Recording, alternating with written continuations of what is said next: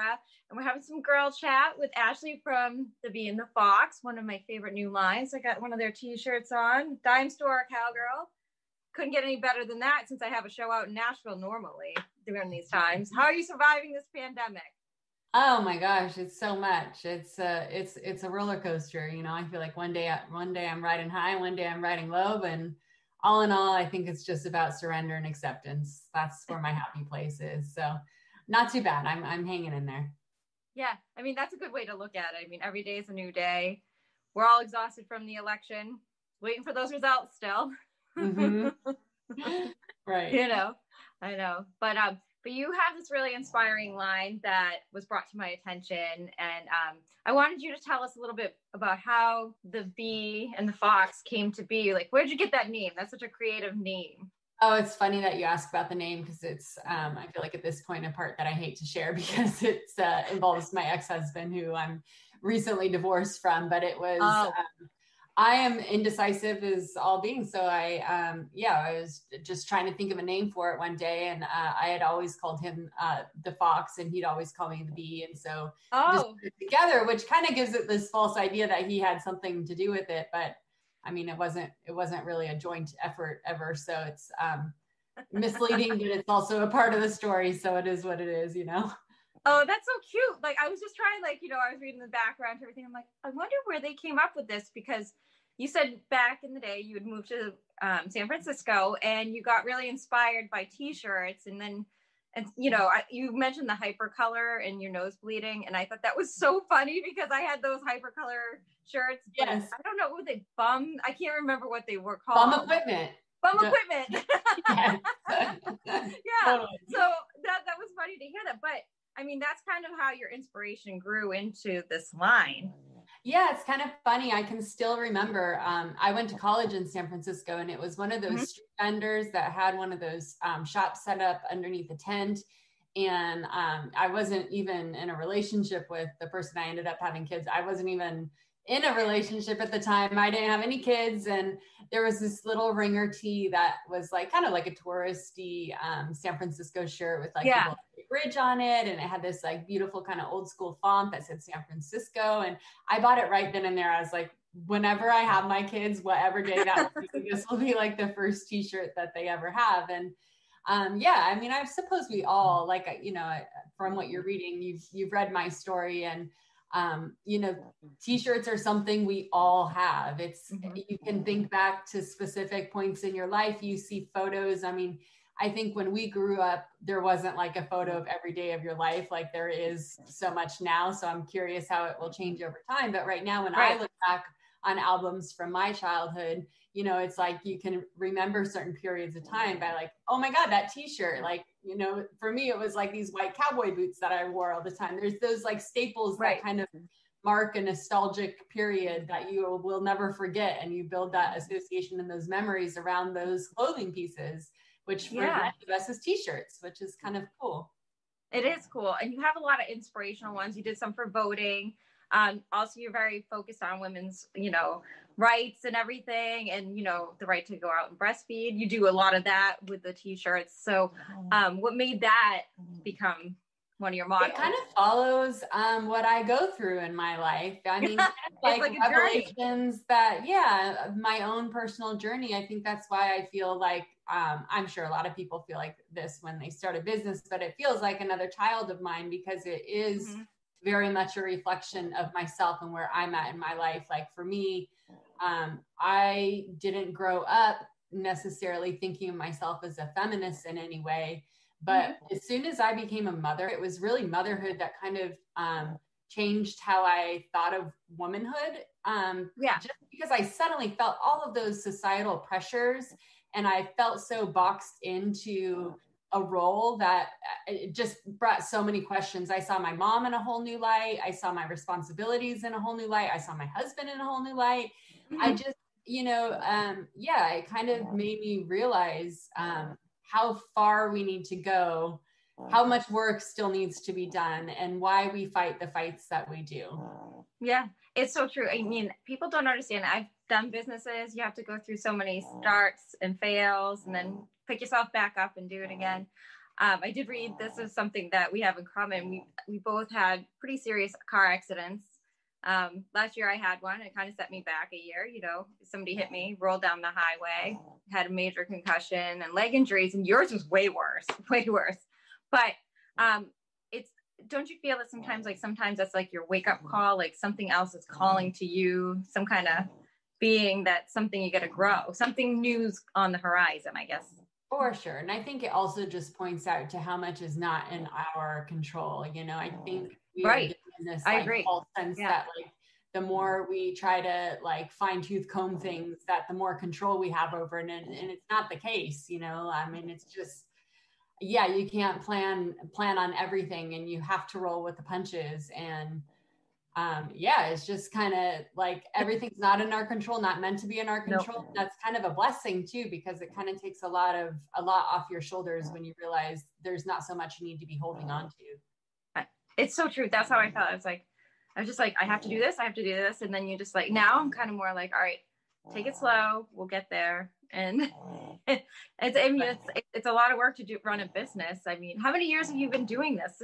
Everybody needs to see this website. It's so cool. I kind of lose track. I think it's been 6 years. I know I started in October, so this might be the start of the 6th year. I'm not quite sure. But all the designs on the website for the t-shirts, the keychains and everything are very cute. So you said you work with one of your friends, Jennett? Yes, it's spelled Jennett, but it's pronounced Jennett. But yeah. So like my point being, when you asked about how the name came about, it's like it's always been a me and her thing. So it's kind of a bummer the name doesn't reflect that. But like reflect you guys, right? I heard like I used to like have a hard time making connections with that in my head to how like I love this brand so much, but I have this kind of like ugly divorce that like that it kind of came from. But I heard this one interview with Aiden and Anaya, that baby blanket brand. Do you know which one I'm talking about? No. But anyway, she started. I'm not helpful because I don't have kids. I'm not helpful. Yeah, they became huge because I think when Prince Harry, I'm like, I don't keep up with royal stuff, but when they had their first baby, they used Aiden and whatever blanket, and like, and then everybody wanted it. Million. I mean, they were like. Overnight, it was like crazy. But she broke ties with her business partner, and the name like is reflective of them. But I heard her talk about it so beautifully that like you don't get to like rewrite your story. Like your story starts how your story is, and that's just the way it is, and that's just the way it goes. And it made me think, okay, I can own that part of it. Yeah, it's okay. But Jennett and I are the we've done real it from day one. Yes, and it's funny thinking back, because when I started it, I really was, I was working as a registered nurse. I still do, by the way. I still have my day I'm a job. pharmacist. Yes. But, oh, no way. Awesome. Yeah. Very cool. That's exhaustion. So we have election, front lines, and everything going on. A lot. Wow. Do you work in like a pharmacy, or do you work in a hospital setting? Like what setting do you work in? I work in the retail world. The 3-letter. Yeah. Gotcha. That's been cool. A long week. I bet.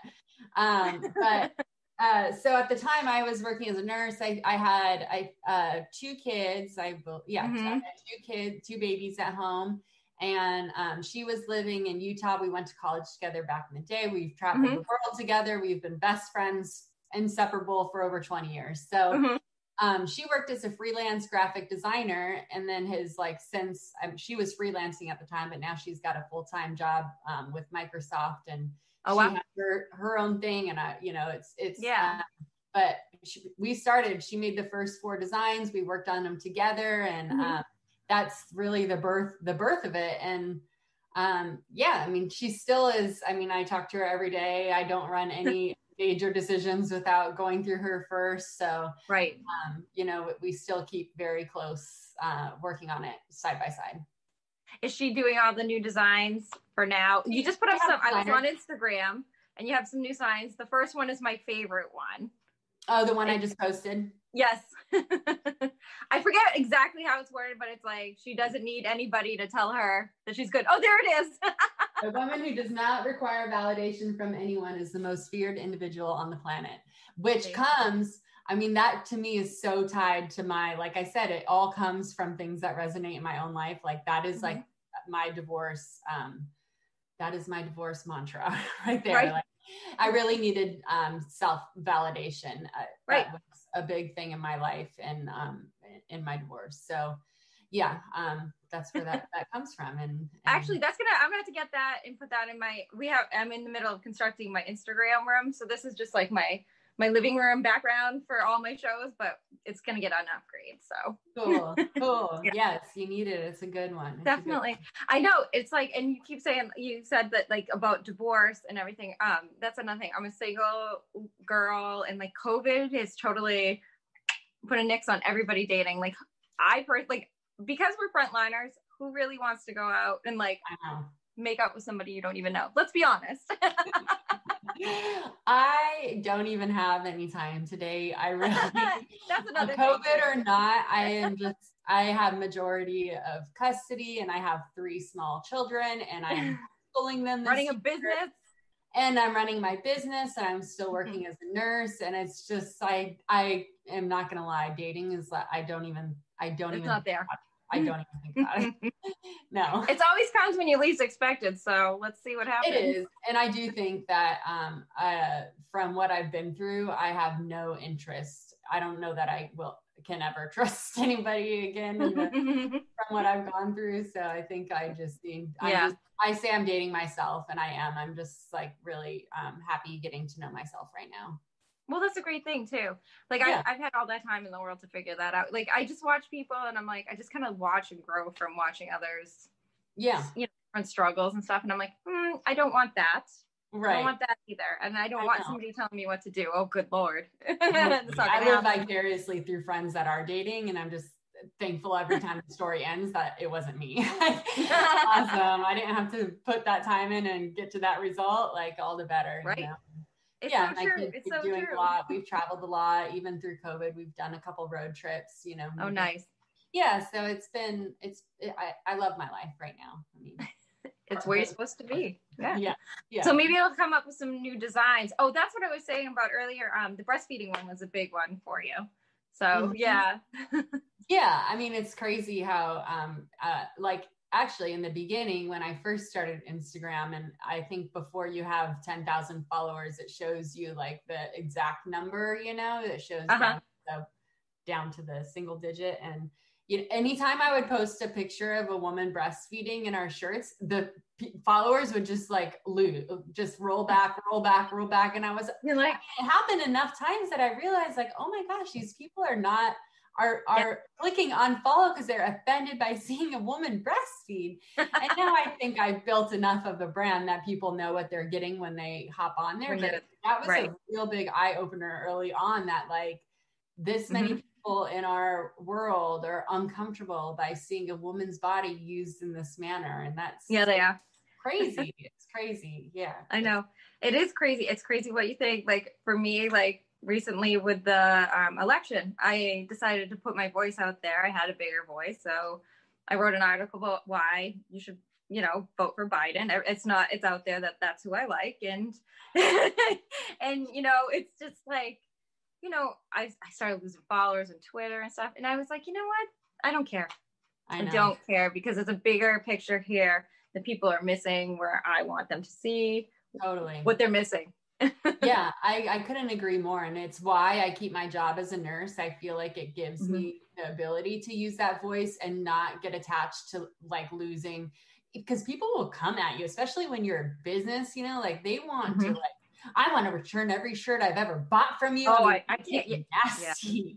Yeah. And I just keep thinking like, it's nice that I keep that job for a reason. And it's because it gives me the freedom to say what I want and stand in my own voice and not have to worry about that. Cause I always think that's okay. They can all go away and I'll just go back to my nursing job and this will be a-okay. So I know that gives me that free, I have that kind of thing to fall back on. Otherwise it feels very scary to like, when you're running a business that supports your life, to put yourself out there and have people disagree to the point where they are no longer following your business, supporting your business and, telling all these crazy things about your business to other people. So Yeah, it's scary, but I agree with you. I think it's the right thing to do. I think now and several times in our history, we've been at a crossroads where people that have a voice, with, you know, or everyone has a voice, but even a platform that's going to reach people.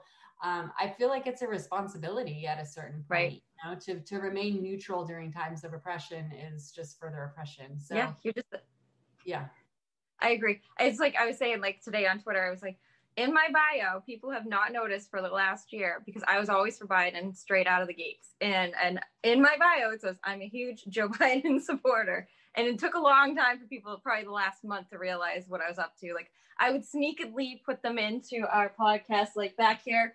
I'm trying to write a children's book about adopting dogs, and so I have my Beat Trump has been there the whole time. You know what I mean? Like I subliminally put that out there, but then I wrote that article, and then, you know, people saw it, you know. Very cool. Yeah, but like what you're doing is just so inspiring. And then so every month you're donating to a different cause, which is the Warrior Women's.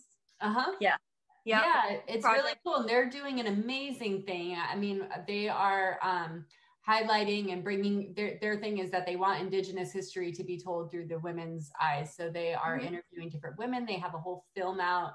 It's really cool. Every time I get to kind of learn about a new organization and what they're doing, and and it gives me an opportunity to kind of put our money where our mouth is, and to do something that's bigger than just selling t-shirts, because sometimes it's like, I don't know, like I had a friend who told me, like, you should start another business. Like, you'll appreciate this. You should start another side business aside from the Bee and the Fox, where you sell shirts just to Trump supporters, and then you take all that money and you donate it to the Biden campaign. And I was like, that is a brilliant idea. Like taking money from like one group and then using sending it to the other enemy. Like, wow, that's real. Like, if we had met before this, I would say I am all in. Let's do this, and then tell everybody after the election. I'm always for a good joke like that. I'm always down for a prank. Yes. Like then they get an email, thank you for supporting the Biden campaign, and you're like, as they're wearing their Trump shirt, and like last laugh is with us. Oh my God. Yes. Yeah, I really wish we had met and talked about this sooner.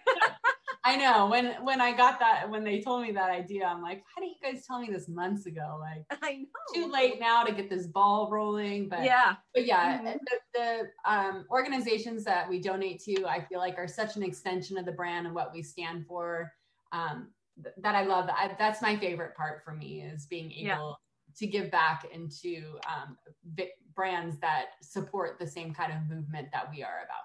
Right. Because I never want it to be just about t-shirts. It seems like so empty. No, and I think that's a great thing too. I think the more you put out there, it manifests good energy for you too. You know what I mean? Right. And then you feel better about everything and more lighter. Yeah. That's a good way to put it. You know what I mean? Yeah. I think that's a great idea. It makes me feel like what I'm doing is more important. Right. I think that you have such a great idea. I think there are big things coming for you. I'm sure you can feel it. You can feel it. There's good things coming for you. I love it. What else do we have looking forward to coming out of your creations next? You know, I never know. Whenever anybody asks me, like, where's it going to be in 5 years? I'm like, I don't know. Like, I don't know. I think of new things I'm like, whenever I get time to think, I'm like, these days during COVID, that's been my biggest complaint thus far. Yeah. I feel like the thoughts are like trains moving through my head, and like, they just never get to the other side. So I hear you. You know, I think sometimes it's just a day by day thing. I don't force anything. I don't try to push anything. I try to just, some periods in time, it's just about getting through the day. And I think that's kind of where we are as a nation right now.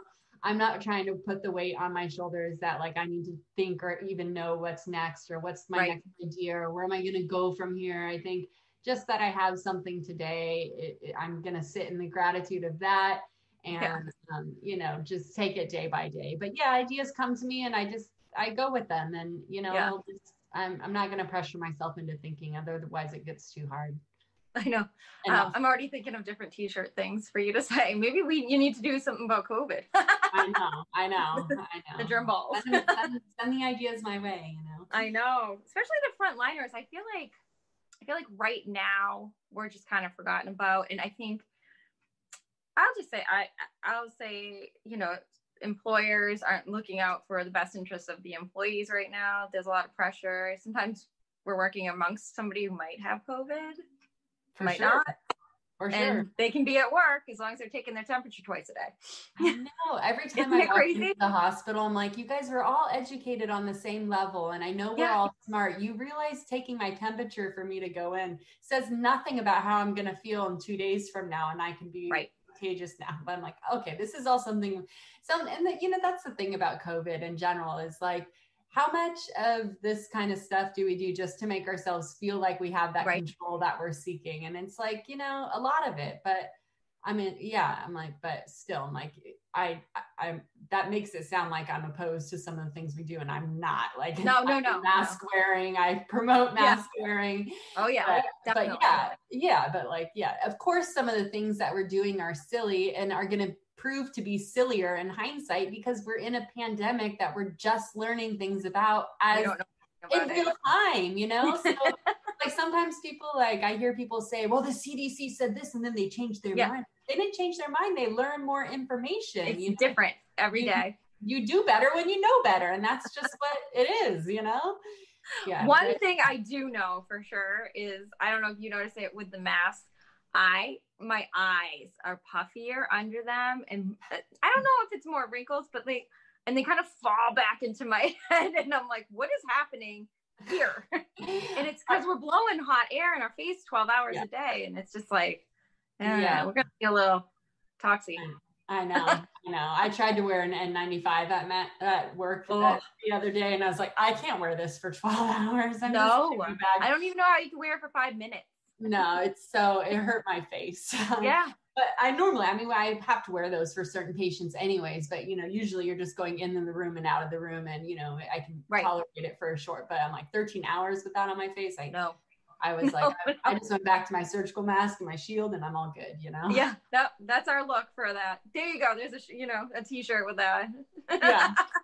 Like you don't have to worry about brushing your teeth as much. I mean, there are pros. Nobody else notice. Only you smell it now. Oh, that's so funny. Well, thank you so much for doing the podcast with us today. Yeah, you're so welcome. Well, it's not us. It's just having me. But I want everybody to go to their site, The Bee and the Fox. They have super cute t-shirts like mine. I'm the dime store cowgirl. If it's the Dr. Sarah one-on-one brand from Nashville. Oh, very cute. Yeah. Thanks for rocking. I love it. All right. And the material is really good too. Actually, one of my mom's friends was here the other day and she goes, this is really nice. I like the feel. Sometimes we get people that complain about our price point. Like usually it's on Facebook, which I don't know why. Maybe it's like coupon clipper culture on Facebook or something, but it's like brand new people that don't know about the brand or haven't read anything about the brand. Yeah. Like this much for a t-shirt. I'm like, it's small batch and it's super good quality. And it's good quality. It's so nice. The material is so nice. And I'm not even just saying that. It's so nice. No, I'm like, I know it is. I know. I like it. Yeah, it feels good. All right. Well, have a good rest of your day. And thanks so much. By the sidelines with Sarah. We'll talk to you soon. Keep in touch. Okay. Thanks so much. Bye-bye. Bye.